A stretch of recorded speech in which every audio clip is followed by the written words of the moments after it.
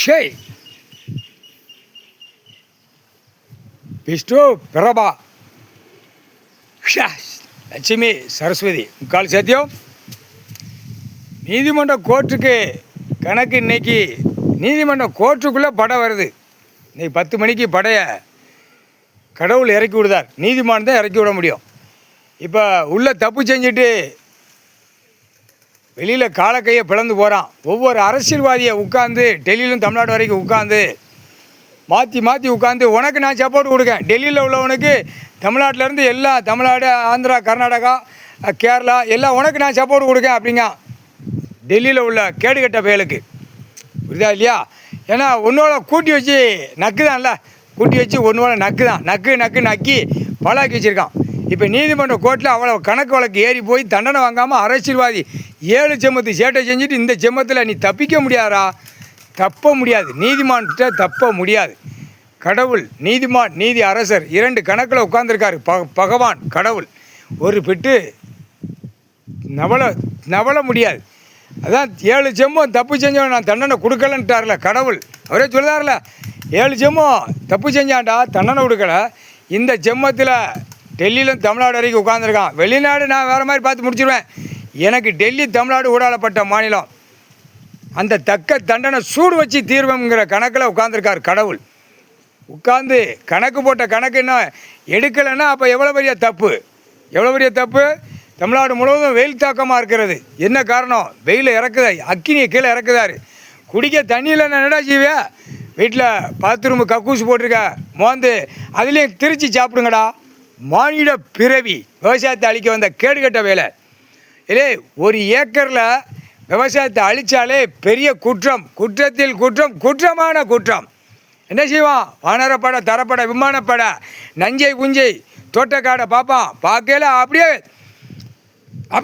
கம்பியை பிளந்து தூக்கி அப்படியே சூடு வைப்பான். கணக்கு ஏட்டு உழைச்சோடு கணக்கு இருக்குது. நிலப்பரப்பை செக் பண்ணுவான்.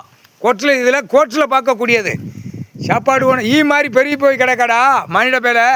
பாடுறா ரோட்டுக்காட்டில் சிட்டி கிராமத்தில் கணக்கெடுத்து பார்த்தா 3 வேளைக்கு ஒரு நாளைக்கு திங்க மானிட பேலை. இல்லை பொட்டை பேலை. டெல்லியில் பொட்டப்பே, தமிழ்நாட்டில் பொட்டப்பே, பொட்டையிலையும் போட்ட கேடுகட்ட பொட்டப்பே. அண்டா திங்கிறதுக்கு இருக்குன்னு ஆடுதியாங்கண்டா அரசியல்வாதி.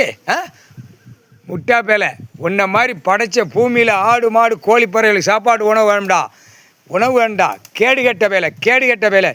ஒரு மொட்டையம் பேப்பரை வச்சு பூரா உலக நாடே வாங்கி தின்னுட்டு அழுதியா. ஒரு மொட்டையம் பேப்பரை அச்சடித்த பேப்பரை கேடுகட்ட வேலை போட்டாச்சுடா. நீதிமன்ற கோர்ட்டில் கல்வி படிப்பால் படை உள்ளே இறங்குது. இந்த படை கடவுள் பூமி கீழே வச்சுருந்துருக்கார். இப்போ தான் வெளியே ஏற்றுதார். இன்று நாள் 10 மணி உள்ளே போகுது. பெரிய சிக்கல் வரும். நீதிமன்ற கோர்ட்டில் பெரிய சிக்கல் வரும். சிக்கல் வந்தால் தானே கடவுளை தேட முடியும், நீதிமானை தேட முடியும், நீதி அரசரை தேட முடியும். அதை தாண்டி வீட்டில் சாப்பிட்றதுக்கு உணவு எல்லாம் இருக்குது, வண்டி வாகனமில் இருக்குது. எல்லாமே நீதிமன்றத்தில் வந்து போகிற எல்லாமே ஜாலியாக டைப்பாக ஓடிக்கொண்டே இருக்கின்றது.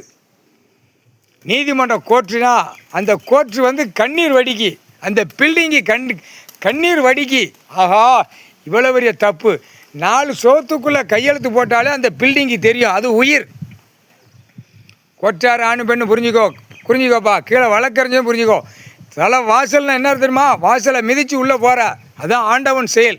ஆண்டவன் பகவான் கொடுத்த செயல். ஆண்டவன் பகவான் கொடுத்த உயிரோட்டங்கள். ஆண்டவன் பகவான் கொடுத்த மானிட பிறவி. தப்பு செஞ்சவனுக்கு தண்டனை கொடுக்கறது நீதிமன்ற கோர்ட்டு. எதுக்கு நீதிமன்ற நாக்கிலிருந்து வருது? அந்த நீதிமன்ற கோர்ட்டு, நீதிமன்றம் அந்த வாசல் அவமதிப்பு, நீதிமன்ற கோர்ட்டு அந்த கோபுரத்தையே அவமதிப்பு.